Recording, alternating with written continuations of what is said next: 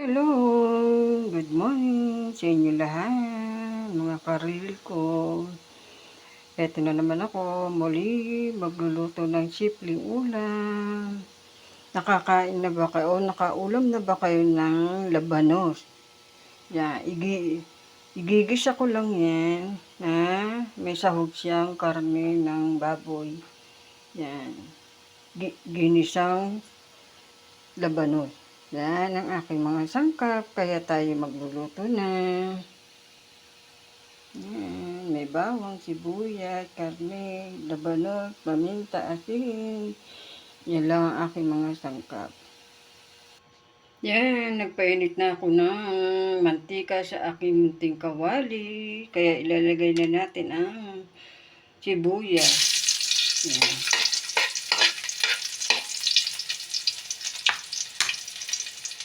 Sunod naman natin ngayon ang bawang. Yan. Igigisa na natin yung labanos sa konting karne ng baboy. Yan. Yan. Pagkaluto ng bawang sibuyas, ilagay na natin yung konting karne ng baboy. Yan. Ganyan lang karami ang aking sahog. Kasi nga, napakamahal ng karne ng baboy. Yan.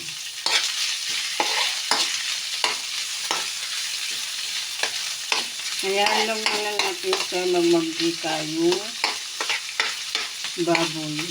Yan. Kaya tatakpan na natin siya para di tayo matagpisa ng mantika.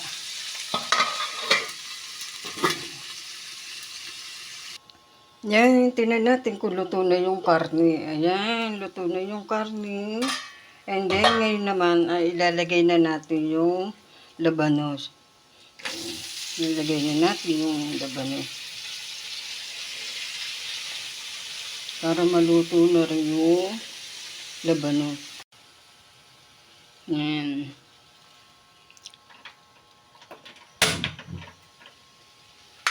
Haluin lang natin. Yan. Ngayon naman, ay lalagyan na natin siya ng pampalasa. Lagyan natin ng paminta.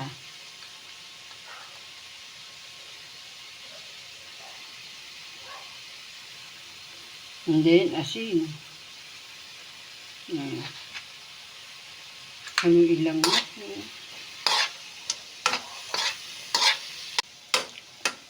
Yan. Then, takpan muna natin siya para maluto yung labanos.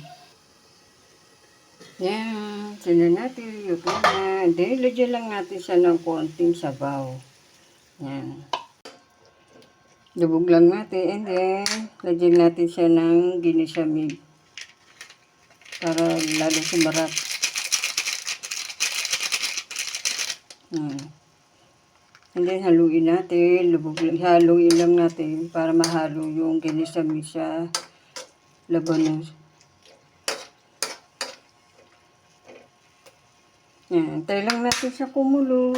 Kaya takpan muna natin. Yan. Silipin natin. Kuluto na. Yan. Yummy, yummy na. O, paano mga karil ko? Kain na tayo. Simpleng ulam. Kung kayo ay nagbabudget. Yan. Kung ano lang yung kaya ng iyong pera. O, paano? Kain na tayo.